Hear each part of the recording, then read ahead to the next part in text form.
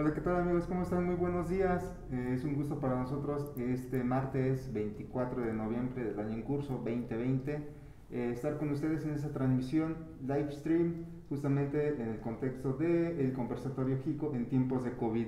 Hoy nos encontramos con la maestra Cecilia Alcántara Ceja, una gran expositora, docente, investigadora, egresada de la Escuela Nacional de Antropología e Historia, actualmente docente de la Universidad Autónoma Metropolitana del Estado de México, y nos encontramos en lo que es la biblioteca del arquitecto Vicente Mendiola Quesada, un arquitecto que nació acá en Chalco, justamente en el año de 1900, y bueno, gran pintor, escultor, con grandes obras en la Ciudad de México. Los invitamos a que conozcan sus bibliotecas que se encuentran en el municipio.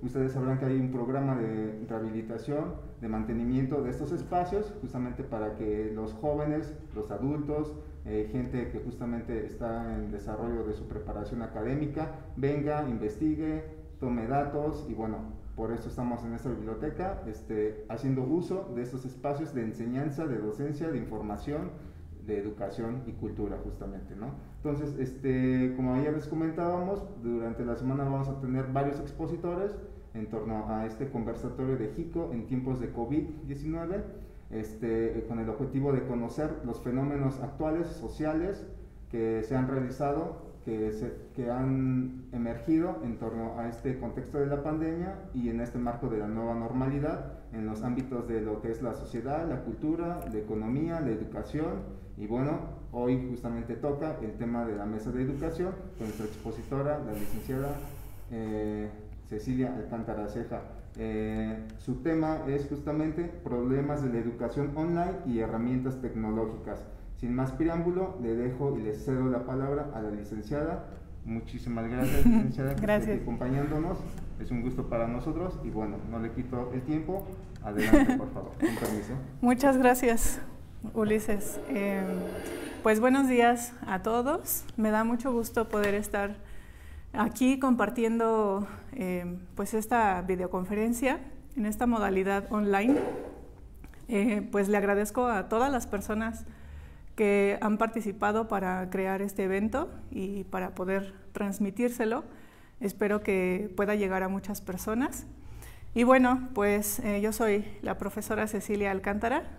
Actualmente trabajo en el Centro Universitario Valle de Chalco de la Universidad Autónoma del Estado de México. Entonces, bueno, mi ponencia es sobre la educación online, que pues es uno de los fenómenos también más fuertes que hemos estado transitando, y herramientas digitales. Entonces, voy a comenzar con 3 objetivos. Sí, gracias. El primero es visibilizar diferentes perfiles y actividades docentes, tanto en modalidad presencial y online, hacer un poco la comparación, pero más que nada me interesaba mucho que se hiciera visible todo el trabajo docente, porque me parece que antes de la pandemia, antes de la educación online, no se veía tanto cómo era el trabajo, todo el proceso de la docencia. Entonces creo que ahora se pueden ver algunas cosas y bueno, pues aquí quisiera presentárselas. También el segundo sería identificar oportunidades del contexto actual, más que nada enfocarnos en todo lo que podemos aprovechar de esta situación. Y el tercero y último sería pues difundir una parte de la experiencia docente desde Valle de Chalco. Entonces, continúo. Primero paso a tocar un poco el contexto. Y bueno, el contexto más amplio es un concepto que conocemos como la Cuarta Revolución Industrial. Y bueno, pues ahorita coincide con esta situación del COVID-19. Un recuento muy general y muy simplificado de las revoluciones industriales que hemos atravesado la humanidad son, bueno, en una primera revolución industrial se identifica por el uso de 2 tipos de energías, que son, bueno, con el carbón y el vapor. Esa fue la primera. La segunda revolución industrial basada en el uso del petróleo, de la energía a través del petróleo y de la electricidad. Una tercera con la energía nuclear, todo el desarrollo de los satélites, de la telefonía celular, computadoras, internet, y la cuarta revolución industrial de la que se habla es la tecnología digital. Así que estamos ahorita, ya llevamos varias décadas en esta cuarta revolución industrial, pero todavía no nos integramos, ¿no? Esto varía mucho dependiendo de los diferentes contextos. Entonces, en esta cuarta nos vemos siempre en contacto con la inteligencia artificial, con la robótica, lo que llamamos la nube, todo lo que es Big Data, realidad virtual aumentada y el Internet de las cosas, ¿no? Ese conjunto de cosas se le conoce como la cuarta revolución industrial. Y bueno, en un contexto más pequeño o más delimitado, vamos a encontrar experiencias compartidas entre académicos y estudiantes de Valle de Chalco.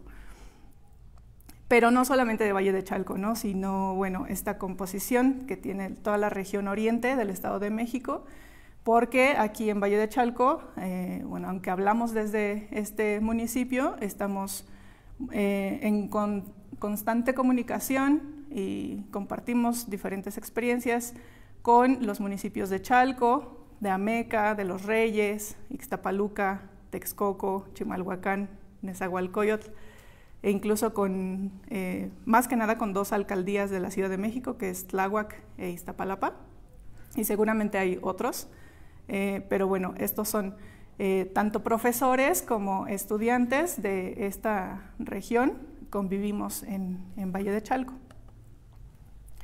Entonces, ese sería el contexto, y bueno, ahora comenzar a hablar un poco de lo que es la docencia presencial y la docencia online.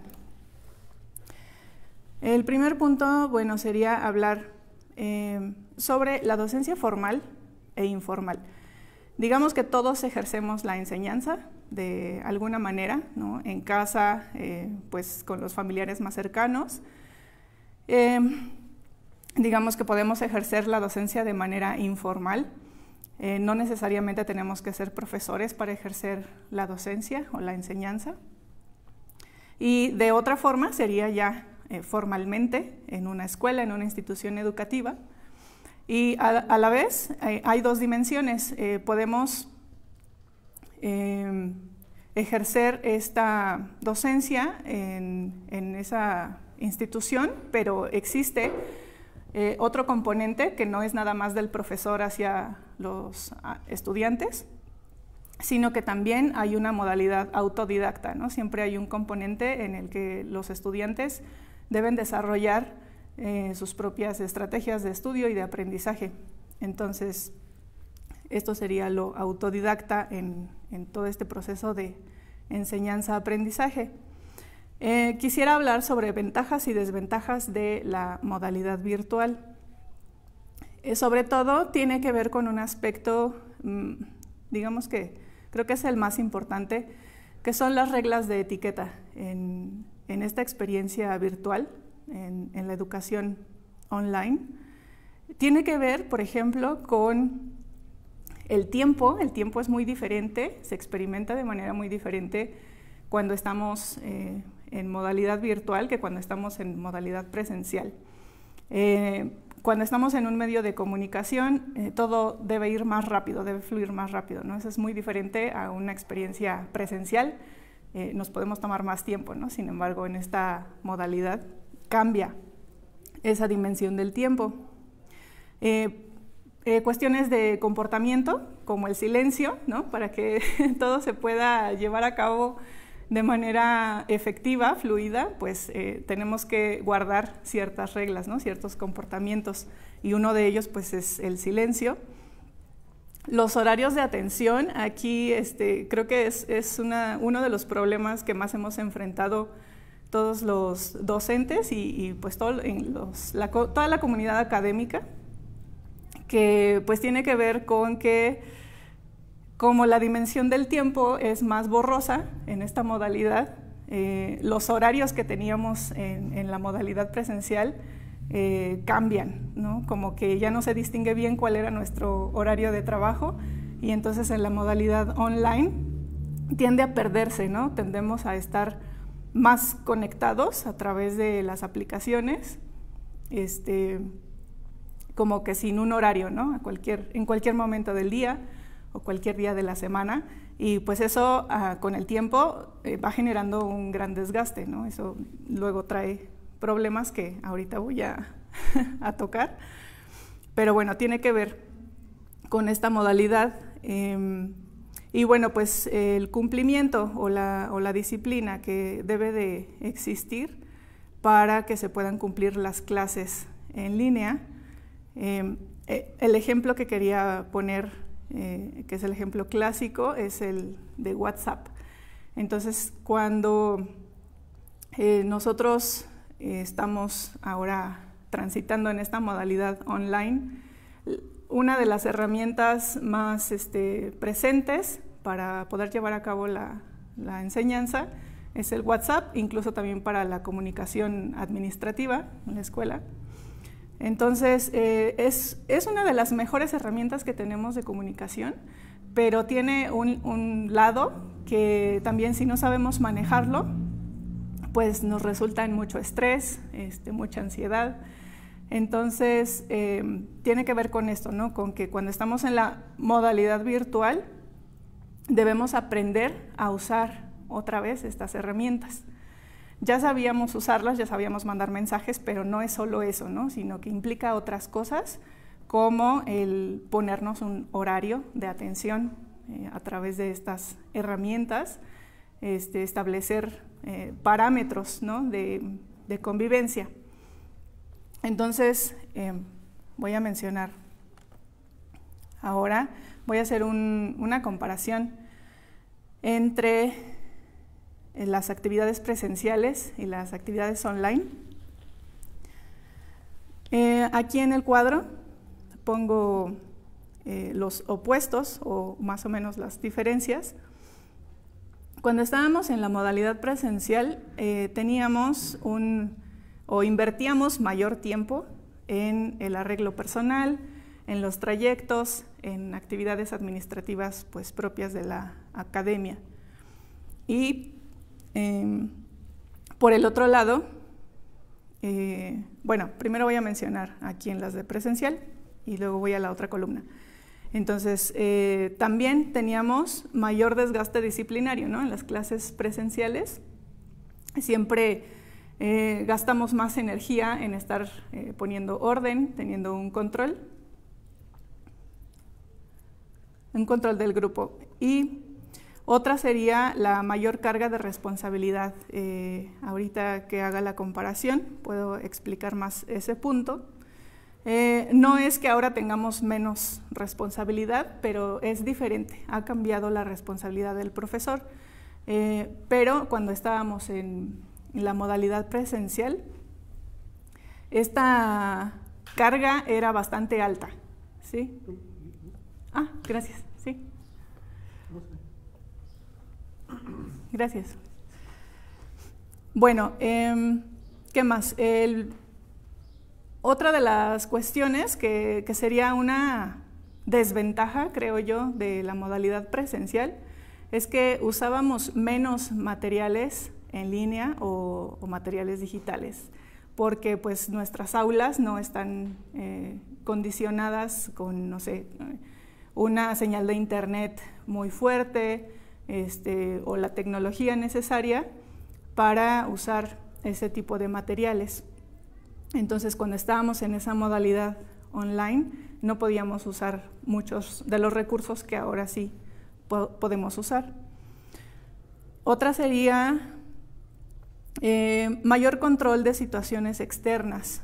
Cuando estábamos en las aulas, se forma, cuando uno está en una clase, en un salón, se forma como una burbuja. Entonces, digamos que está más o menos controlado el ambiente dentro de esa burbuja, ¿no? Entonces, todas las situaciones externas pasan a segundo nivel, ¿no? Sí afectan, pero no de la misma manera. que ahora en la modalidad online. Ahí no estamos fuera de casa, ¿no? No estamos lejos de todas esas condiciones, estamos inmersos en ellas. El control del tiempo también, pues como toda la secuencia de una clase depende de los tiempos que uno le destina a cada actividad. Esa es otra característica de la clase presencial, mayor control del tiempo. Y también pues un desgaste mental y emocional, pero cuando estábamos en esa modalidad, en cara a cara, ese desgaste siempre se ve compensado porque la misma interacción humana nos ayuda a compensar todo ese cansancio, todo ese estrés, y eso es justo lo que ahora ha cambiado, ¿no? Creo que es uno de los elementos más importantes que todos hemos notado. Entonces, por eso pongo aquí el desgaste mental y emocional relativo, porque se compensaba con ciertos periodos, ¿no? En ciertos periodos de los cursos, esta interacción física nos ayudaba a equilibrar ese estrés, ese desgaste.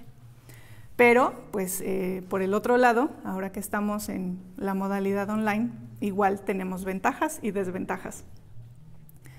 Por ejemplo, el mayor tiempo en preparación de clases, búsqueda, diseño y selección de materiales, evaluación y trabajo administrativo. Eso ha aumentado muchísimo en las clases online. Así que todo lo que nos ahorramos de arreglo personal, trayectos y otras cuestiones administrativas, ahora está cargada hacia informes y informes de los informes y así. Muchísimo tiempo de preparación de materiales y clases. Luego pongo aquí mayor capacidad autodidacta y autodisciplinaria. Esa es una ventaja. Yo sé que tiene que ver, bueno, va a variar dependiendo del nivel de la escuela, es decir, de si es educación preescolar, si es educación básica, media superior o superior, varía la disciplina en cada uno de esos niveles, pero aún así me parece, al menos en la experiencia que yo he tenido en estos meses de la pandemia, desde marzo, que los estudiantes han adquirido o han recuperado características autodidactas. Sí, han aprendido a resolver más cosas por ellos mismos. Como les digo, esto puede variar, pero yo sí he observado que ahora son más responsables, ¿no? Ya no hay que estar tanto atrás de ellos, y en la modalidad presencial, pues esa era una desventaja, ¿no? El hecho de que el profesor siempre está ahí, se le cargaba más la responsabilidad al profesor que al estudiante. Entonces creo que ahora pongo en el siguiente punto carga de responsabilidad compartida.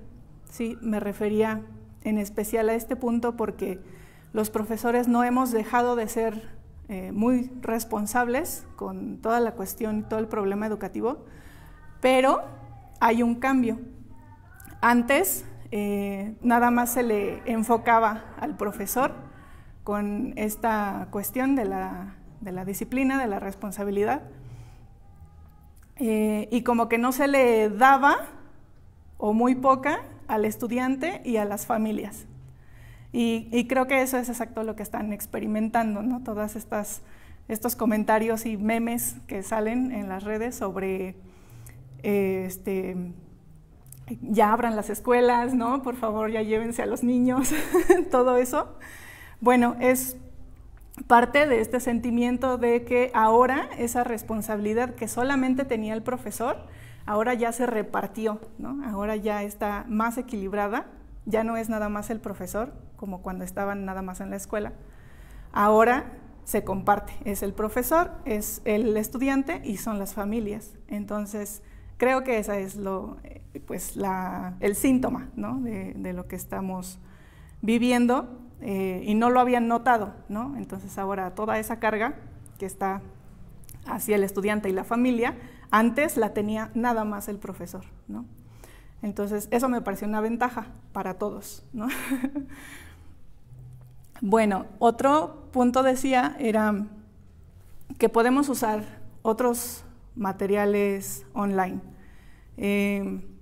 páginas, videos, diferentes actividades. Esto, por supuesto, depende del criterio de cada profesor y pues del nivel educativo. Si estamos hablando de primaria, secundaria, no puede ser igual que para la universidad, pero digamos que bajo diferentes niveles de seguridad y de responsabilidad, sí podemos usar más materiales en línea que pues en el aula física no podríamos.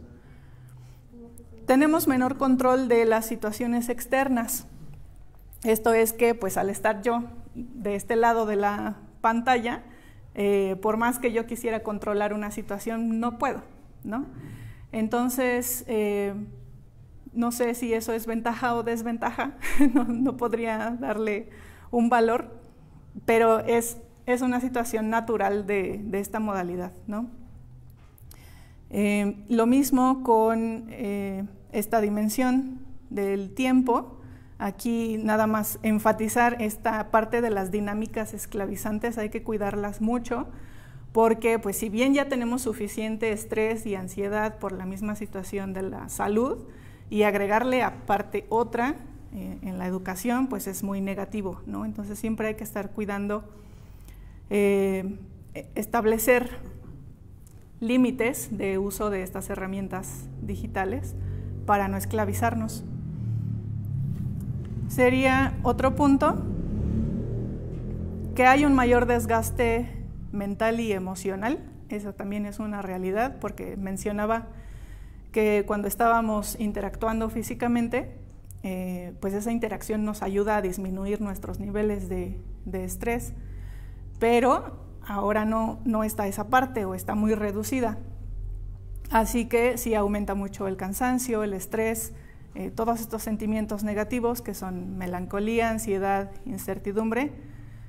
Todos estos pues tienen que ver con toda la situación de la pandemia. Entonces sí tenemos que considerar, cuando estamos en este proceso de la enseñanza, que existen esas emociones, pero también que no es nada más el estudiante o no son nada más las familias, o sea, también los profesores, porque luego también eso se olvida, ¿no? A veces se sigue pensando que los profesores están en un mundo aparte, ¿no? De repente hemos tenido esas discusiones académicas en las que a los profesores se nos sigue exigiendo como si nosotros estuviéramos en otra realidad y los únicos afectados fueran los estudiantes, y pues no, o sea, la realidad es para todos. Entonces, aquí pasaría, bueno, la interacción audiovisual. Por ejemplo, esta modalidad en esta conferencia, videoconferencia, es lo más cercano que podemos tener a estar cara a cara, ¿no? Obviamente nunca va a ser lo mismo, jamás vamos a sustituir la interacción física, pero si queremos disminuir esa ansiedad y todos estos problemas, tenemos que darle mucha importancia a la interacción audiovisual. Esa parte nos va a ayudar a compensar un poco la falta de interacción física. Gracias. Entonces, para cerrar este cuadro de la comparación entre docencia presencial y online, menciono aquí lo que no se sabía sobre la labor docente. Equilibrio y comunicación entre autoridades docentes y estudiantes. Esto es que todos sepamos que los profesores somos un punto medio entre autoridades escolares y estudiantes. O sea, siempre estamos mediando estas relaciones entre el esquema estructural de la institución educativa, las personas encargadas de tomar decisiones. Luego estamos los profesores en las aulas y los estudiantes, y entonces siempre estamos en esas dos partes también porque a veces no se conoce mucho de cómo es el perfil de un docente, ¿no? Entonces, nuestra relación no es nada más con los estudiantes, ¿no? También es con autoridades. Y además, el profesor no es nada más el que da la clase o la que da la clase, sino que cumple muchas otras funciones. Aparte de dar la clase, a veces es tutor o asesor de tesis, ¿no? Director de tesis. También a veces tiene que cumplir perfiles administrativos, a veces también es coordinador, coordinadora, y también es estudiante. El profesor también siempre está en capacitación, entonces también cumple esa función, ¿no? El perfil docente es muy complejo y por eso es que me gusta ahora poder exponerlo, porque se conoce muy poco, ¿no? De esta profesión, que además, como que en las últimas décadas ha sido, bueno, se han generado muchas imágenes negativas, ¿no? De lo que es esta profesión, y pues creo que esta es una buena oportunidad, porque la situación lo ha forzado, para ver que en realidad es una profesión muy completa y que no es tan sencilla, ¿no? Comparte mucha responsabilidad, al igual que otras profesiones. Y el último punto, que es el contexto del docente, pues lo que mencionaba sobre que la realidad social también es del profesor, ¿no? El profesor no está fuera de todo lo que está sucediendo, sino es parte de, y también tiene otras actividades personales u otros problemas, ¿no? Bien, ahora quisiera pasar, déjenme ver mi tiempo, okay. Al proceso de enseñanza-aprendizaje. Entonces aquí hago una secuencia pues muy general, porque un proceso de enseñanza-aprendizaje lleva muchos detalles, pero en general les quiero compartir cómo es. Entonces, primero se parte de un conocimiento que va del intermedio al avanzado, o sea, un profesor, para empezar a dar clases, debe partir de un conocimiento y puede estar en este nivel, intermedio o avanzado, y de alguna experiencia profesional o personal. Las profesiones para dar clase no siempre son de la línea pedagógica, es decir, tenemos profesores que son formados en las escuelas normales, que estudian para ser profesores, o una licenciatura en pedagogía, pero la mayoría no tienen esa formación, o no tenemos, me incluyo.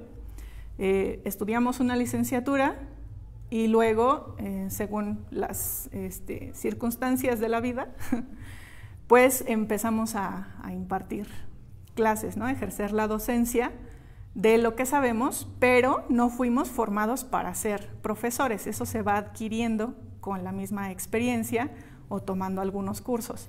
Pero saber esto es importante, ¿sí? No todos los profesores estudiamos para ser profesores, entonces eso puede ser una ventaja y una desventaja, o sea, no es algo que pudiera decir solo los que estudian para ser profesores son buenos profesores, porque no funciona así, ¿no?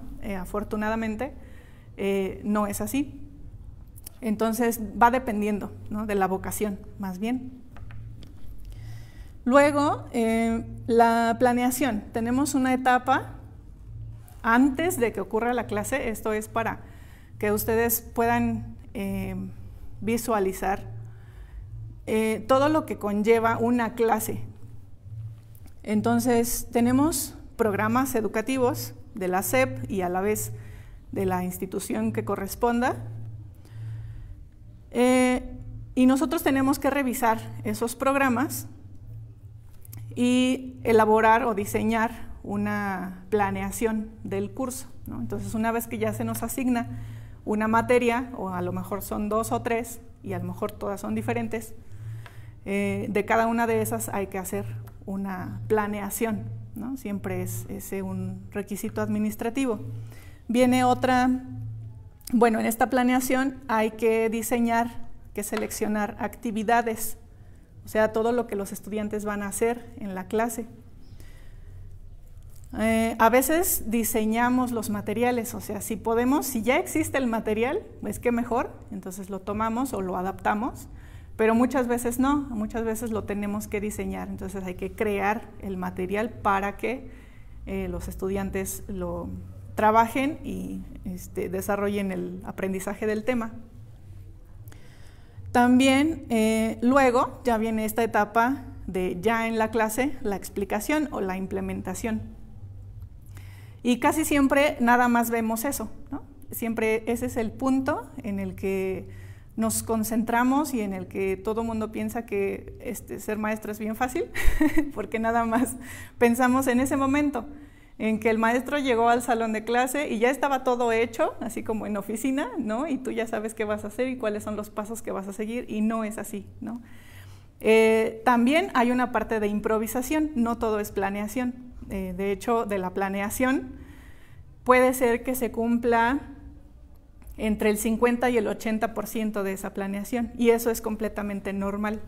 Nunca se cumple el 100% de una planeación, hay improvisación siempre, pues porque la realidad siempre nos va a rebasar cualquier plan, entonces nosotros tenemos esa capacidad también, ¿no?, de adaptarnos. Entonces, bueno, estamos en ese momento, ya implementamos la clase y viene otra etapa que es la evaluación, y bueno, hay diferentes tipos de evaluación, que puede ser la diagnóstica, la formativa o la sumativa. Bueno, ya todo esto viene igual con la experiencia, vamos aprendiendo a elaborar diferentes tipos de exámenes, ¿no?, o diferentes pruebas. Pero también es una realidad que es el profesor el que tiene que elaborar esos instrumentos, esos exámenes. No están hechos, es muy rara la escuela que diga, aquí están ya los exámenes, tú nada más los aplicas, ¿no? Cuando son ya las materias concretas, es el profesor quien tiene que diseñar todo eso, ¿no? Viene luego otra etapa de retroalimentación. Hay varios tipos de retroalimentación. Uno es el más clásico, el más común, es del docente al estudiante, ¿no? Pero también hay evaluaciones de los estudiantes hacia los docentes y que en algunas instituciones son incluso obligatorias, pero en otras no. También a veces, no siempre, pero debería haber, es esta retroalimentación de docente a docente, ¿no? Hacer ahí un balance entre docentes y también entre estudiantes, ¿no?, para que esto fuera más completo. Pero bueno, casi siempre se dan nada más la primera o las dos primeras. El trabajo administrativo, pues es otra de esas cargas de trabajo, además de todo lo que implica la planeación de una clase y la evaluación. Tenemos carga administrativa, pues informes, ¿no?, informes de actividades, más que nada, o planeación de eventos, no sé, puede variar mucho dependiendo igual de la institución y del nivel educativo. Y bueno, todo este proceso no se puede hacer en un mes siquiera, ¿no?, o en 2 meses. Es un proceso que se va modificando, se va perfeccionando y que puede llevar de 3 a 5 años para un solo curso, para un mismo curso. O sea, siempre y cuando el profesor imparta la misma materia continuamente, entonces podrá elaborar un esquema de enseñanza-aprendizaje entre 3 y 5 años. Y bueno, si esto se cumple, no se va a detener ahí, ¿no? O sea, van a surgir nuevas cosas, nuevas técnicas, y entonces viene otra etapa de innovación, tanto de contenidos, o sea, de temas, si viene alguna modificación en el programa, de los materiales y de las actividades, ¿no? Entonces, como ven, es un ciclo que nunca termina, ¿no? Todo ese es el trabajo de un docente. Luego les pongo un esquema que tomé prestado de Wikipedia, ¿no? Es más o menos el ciclo de la evaluación. Entonces aquí pueden ver la definición del objetivo de aprendizaje, la construcción de indicadores y criterios, construcción del instrumento y de la actividad de evaluación, la implementación de la clase, que es, como les decía, el punto en el que siempre nos enfocamos, que pensamos que eso es todo lo que hacemos, pero no, esa es nada más la parte que se ve. La aplicación del instrumento, recolección de evidencia, sistematización de las evidencias, toma de decisiones. Ese punto pues está presente de principio a fin, o sea, el profesor es un perfil profesional que siempre está tomando decisiones, y decisiones pues que tienen que ver con la vida de un montón de estudiantes.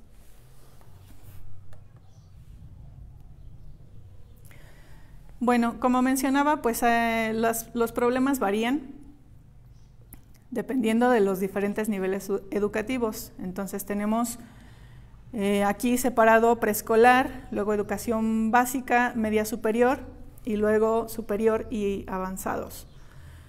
Pues cada uno de estos se enfoca en una etapa del desarrollo, en una etapa del aprendizaje, así que cada uno de ellos va a tener sus problemas específicos, ¿no? La educación preescolar, la educación básica, que es primaria y secundaria, la educación media superior, que son prepas, bachilleratos, y por último la educación superior, que son las universidades, o estudios avanzados, que son los posgrados, maestría, doctorado, todo eso. Aquí pongo entre paréntesis mayoría de edad, porque la gran característica, la gran diferencia que hay en la educación superior, que es mi caso, pues es que estamos trabajando con personas que ya son mayores de edad, así que podemos implementar muchas otras estrategias que los demás no permiten, porque los demás son, bueno, dependen de la autorización de los padres y de la supervisión de ellos, ¿no? Pero una vez que ya estamos trabajando en los niveles superiores, las condiciones son diferentes precisamente por eso, ¿no? Porque no hay que estar, pues, ¿cómo decir? Como considerando qué les parece a los papás o qué les parece a las familias, ¿no? Estas ya son interacciones con mayores de edad, entonces ya hay otro tipo de responsabilidad. Y bueno, pues en este caso todo lo que les expongo pues es de mi experiencia en la UAM, en el Centro Universitario Valle de Chalco. Y entonces ahora quiero pasar a los recursos y herramientas, tanto para docentes como para estudiantes.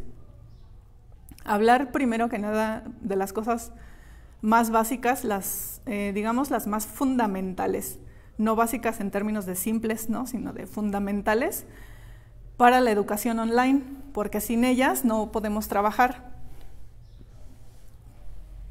Entonces, pues el primer punto tiene que ser el Internet. Si no tenemos acceso a Internet, pues no tenemos nada. Entonces, ese es uno de los puntos que debemos tomar en cuenta para buscar una manera de que todos tuviéramos ese acceso al Internet. El punto 2 es el equipo de cómputo o teléfonos también. Digamos que ambos son necesarios. Después del Internet siempre es necesario un equipo de cómputo. Digamos que en el caso ideal tenemos una computadora de escritorio o una laptop. Ya en su defecto, de cualquiera de esos dos, podemos usar una tablet, ya tiene un poco más de funciones, y aparte de esos estaría el smartphone, porque aparte no es cualquier teléfono, tiene que ser un smartphone para que tenga aplicaciones y tenga acceso a Internet y tenga las funciones necesarias para una clase. Entonces, pues esta cuestión hay que tenerla muy en cuenta, porque pues justo eso pasó cuando rompimos hacia la modalidad online. No todos estábamos preparados con Internet, o sea, porque no todos tienen Internet en casa, incluyendo profesores. Acuérdense que no es una realidad nada más de los estudiantes. Entonces, también con los equipos de cómputo, que además se le van a ir agregando cosas, porque ya ahorita que se ha prolongado la estancia online, le tenemos que agregar cosas a esos equipos, entonces ahora hay que protegerlos o renovarlos, ¿no? Entonces vienen estas cuestiones de obtener disco duro externo, reguladores o no break, audífonos, micrófonos, o sea, hay que empezar a profesionalizar los equipos, porque si no, ya no dan, ¿no? Para todo el tiempo que los estamos usando. Otra, ya después de lo duro, que es el Internet y los equipos de cómputo, son las plataformas educativas y aulas virtuales, que ahora las conocemos mucho mejor, las aulas virtuales. Aquí pues mencionar que una ventaja del centro universitario o de UAM en general es que tiene su propia plataforma educativa y que realmente hasta ahora le estamos dando todo el uso que podemos porque no lo habíamos hecho. O sea, llevábamos mucho tiempo con esas herramientas. Con la plataforma educativa de UAM es Seduca y también, afortunadamente, UAM tiene un convenio con Microsoft, entonces tenemos acceso a Microsoft Teams y bueno, podemos usar las herramientas gratuitas de Classroom. Pero aún así, les decía, Seduca y Microsoft Teams, que ya los teníamos, nunca los usábamos, ¿no? Así, excepto Seduca cuando teníamos algún curso. Pero de ahí en fuera nunca habíamos usado las herramientas, entonces ahora, afortunadamente, UAM estaba preparada para eso y pues bueno, tuvimos esa fortuna, ¿no? De contar con estas herramientas, aunque tuvimos que aprender a usarlas, ¿no? Pero bueno, teníamos las herramientas. Y lo mismo pasa con el software, que es el Microsoft Office, que bueno, también es una herramienta muy cara y que en este caso, gracias también a la previa visualización que tenía UAM, teníamos acceso a este software. Pero bueno, o sea, es justo lo que necesitamos tomar en cuenta, porque pues quienes no tengan acceso a estas cosas básicas, pues van a seguir teniendo dificultades para completar su proceso de aprendizaje.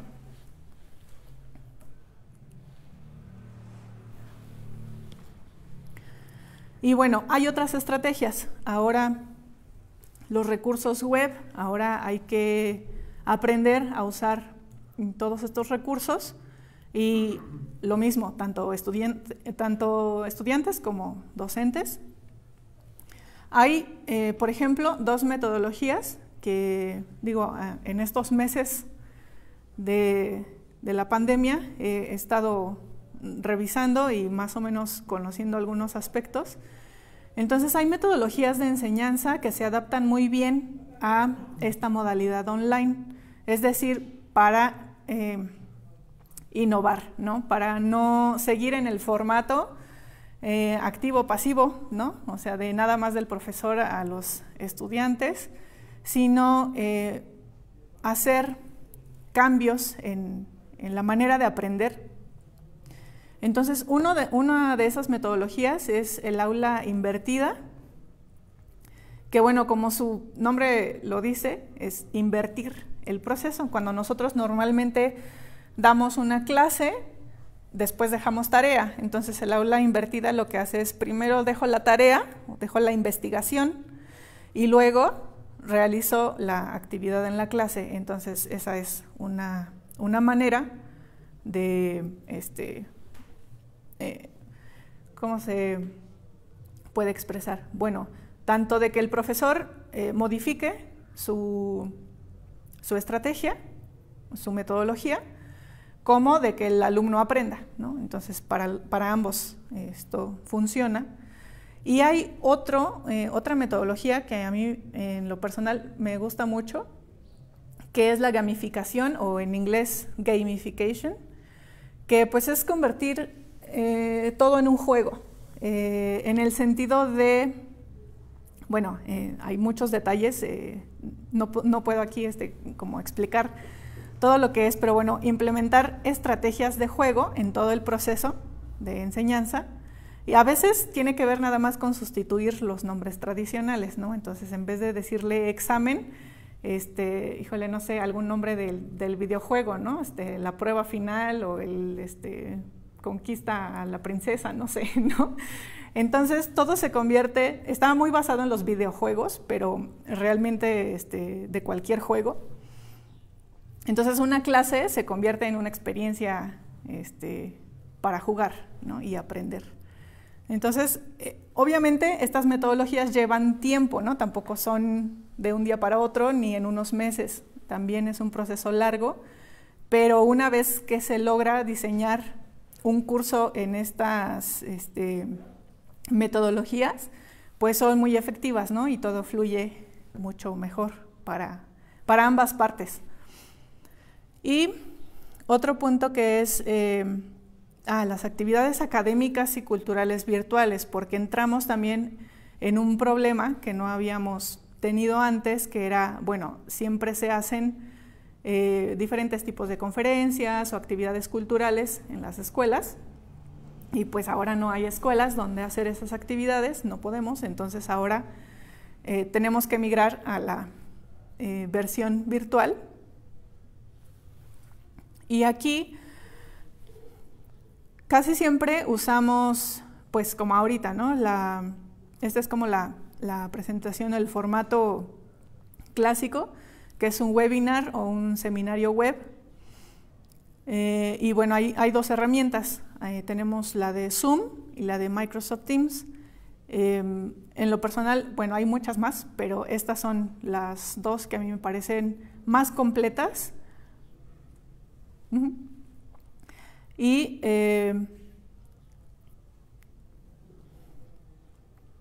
bueno, abordar un seminario web puede ser de diferentes maneras. Aquí en lo que tendríamos que enfocarnos sería en promover la producción audiovisual, porque bueno, ahora nuestros eventos virtuales pues fueron videos, ¿no? Videos que tuvieron que generar los estudiantes y hacer por ejemplo, una feria de esculturas, pero virtual, ¿no? Entonces presentar materiales, un recorrido virtual y videos de los estudiantes. Así que tenemos que desarrollar e innovar estos formatos que no sean nada más hablar, sino también interactuar. Y bueno, esta es una lista de recursos digitales. Igual, puedo aquí iniciar con los clásicos, nada más los voy a mencionar y como las funciones en general. En cuanto a herramientas y recursos digitales para nuestras clases online y todo esto, tenemos esta herramienta que son las bibliotecas digitales. Hay que identificar cuáles son las bibliotecas digitales y estarlas utilizando. Ya teníamos los libros en PDF, entonces bueno, pues esto funciona. Revistas también, y tenemos este sitio de Pinterest que pues contiene un montón de cosas de donde podemos sacar muchas ideas y mucha información para las clases. También tenemos museos virtuales, ¿no? Entonces ahora hay que aprovechar esa otra modalidad. Entonces hay que visitar los museos virtuales, hacer uso de Google Maps, otra aplicación que se llama Padlet, que también es para mapas interactivos. Y otro grupo de herramientas son Mentimeter, Poll Everywhere y Google Forms. Estas para hacer encuestas, para hacer lluvia de ideas, nubes de palabras. Otras herramientas para grabar, que son Screencastify, Zoom, InShot, KineMaster, que también les digo las que he usado y que sé que funcionan mejor para los estudiantes y para los profesores, ¿no? Para otro tipo de materiales como Genially, que son presentaciones como las de PowerPoint, pero con otros diseños, es de Genially. Powtoon también, presentaciones, o Edpuzzle, esa aplicación es para video. Son videos a los que se les incorporan preguntas, ¿no? Entonces se va pausando y los estudiantes van respondiendo preguntas sobre el video. Kahoot es para hacer unos pequeños tests. Bueno, lo pueden hacer tan complejo como ustedes quieran, pero Kahoot está en modo juego. Es un juego de verdadero o falso, tiene un reloj de tiempo, entonces pues hace la clase mucho más interactiva. TED, Quizlet, Quizzes, Socrative, todo esto es para test. También pueden ser exámenes, ¿no? Les digo, pueden hacerlo tan estricto como ustedes quieran, pero todo está en modalidad juego. Strip Generator, esto es para dibujar cómics. Bueno, es dibujo digital, cómics. Minecraft, para los que les gustan los videojuegos o quienes, o también para quienes no les gustan, hay versiones educativas de los videojuegos, ¿no? Entonces se pueden usar estas herramientas. Plantillas de diseño gráfico, también es muy importante esta habilidad, ¿no? Del diseño gráfico, entonces están estas plataformas, Canva, Easily, Venngage. Las redes sociales, por ejemplo, Facebook, Instagram, Twitter, YouTube, TikTok, hasta Spotify o Netflix. Las redes sociales no son malas por sí mismas, ¿no? Todo depende del uso que les demos. Entonces, pues ahí yo les recomiendo que no le tengan miedo a las redes sociales. Obviamente sé que depende de las edades de los jóvenes, pero con la debida supervisión creo que se puede manejar bastante bien qué tipo de páginas estamos viendo en Facebook o en Instagram, qué tipo de perfiles o qué cuentas seguimos en YouTube. Hay mucho contenido educativo, no es nada más ocio, entonces todas las redes sociales funcionan muy bien. Y otras plataformas que ya son para tomar cursos, pueden ser estos de la lista, que son Coursera, Myriad, Tutelus, México X, Scholartic, que bueno, son gratis, por eso las puse, porque ofrecen cursos y son gratuitos y a veces tienen certificaciones. O otros más enfocados en la ciencia, son las últimas, las de Khan Academy, Science Buddies y Hour of Code, que es para programación. Entonces, como ven, o sea, las gamas aquí hay para todos, de todos los niveles, entonces ya nada más es de que cada profesor se tome un tiempo, elija estas herramientas y pues las pueda implementar en sus clases. Y bien, ya voy a terminar, nada más quise agregar aquí lo que tiene que ver con cuestiones de inglés, porque pues es también como un pequeño mundo aparte, funciona un poquito diferente todo lo que tiene que ver con aprendizaje de lenguas. Entonces recomendarles estos sitios web, el del British Council, la plataforma de Future Learn. En la plataforma de British Council van a encontrar un montón de materiales de inglés. Para quienes sufran planeando clases de inglés, pues ahí van a encontrar infinidad de materiales que ya pueden descargar y realizarlas con sus alumnos o directamente en la página. Future Learn es una plataforma de cursos, entonces también, ya sea que el profesor quiera tomar un curso o que les deje a los alumnos tomar un curso ahí, ¿no? Esto es en inglés, todo eso en inglés. Y hay otro sitio que es Lyrics Training, que es para practicar speaking, spelling y otras habilidades de inglés, que son pistas de música con las letras, quitan una parte de la letra para que el estudiante pueda completarla, ¿no? Entonces está muy divertido, está interactivo. Y las aplicaciones para aprendizaje de inglés, ELSA, que es para speaking, es creo que la única que conozco para practicar speaking en una aplicación en el celular. Word Reference, que es un tesauro, es diccionario y también es tesauro, o sea, también es sinónimos, antónimos, tiene un montón de cosas. BBC Learning English, está tanto en web como en aplicación para el celular y es muy bueno ese canal, tienen lecciones hasta de 1 minuto, entonces yo la verdad es que les digo, cuando vayan al baño, tomen una lección. Entonces, en 1 minuto ustedes ya tienen un conocimiento nuevo de inglés. Grammarly es para gramática, ya para revisar documentos, escritura de inglés. Marvel es una aplicación de los cómics Marvel, está en inglés, entonces ahí también podemos usar los cómics para que ellos lean en inglés. Words of Wonders es un juego de crucigramas en inglés. Scrabble, pues también son crucigramas, aunque la aplicación es de un nivel un poquito más avanzado. Y estas últimas dos, en especial Simple Habit, ya son como para niveles avanzados y especializados en inglés. Pero bueno, Simple Habit es una aplicación, en realidad es de meditación, pero está en inglés. Y Down Dog es una aplicación de yoga, pero también en inglés. Entonces ahí podemos practicar dos cosas, la meditación y la lengua, ¿no? O el yoga y la lengua. Entonces, esas. Por último, el tiempo libre creativo. Pues recomiendo, igual, en este afán de liberar estrés, de relajarnos, de encontrar salidas productivas, el dibujo, la pintura, fotografía, video y diseño gráfico. Estas herramientas audiovisuales también son la base de la producción cinematográfica. Entonces, ¿qué mejor que aprovechar este tiempo, esta época que tenemos, para crear productores cinematográficos, ¿no?, de esta región o de este municipio?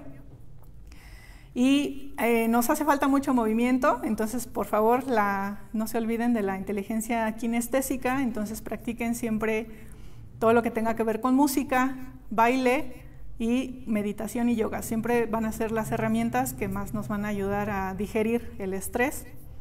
Y los juegos de mesa son muy importantes porque cualquier juego de mesa tiene un fundamento matemático, entonces también podemos aprender matemáticas a través de los juegos de mesa, o incluso de la pintura, podemos aprender geometría a través del dibujo o la pintura.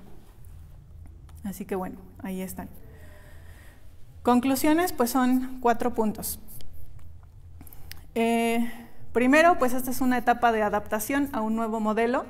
No sabemos cuánto tiempo va a durar. Tal vez, sí quiero decir que pues no creo que siempre vayamos a estar así, ¿no? Pero no podemos estar pensando en cuándo, ¿no? No podemos estar pensando tanto a futuro ni en el pasado, como era antes, porque eso nos genera más ansiedad.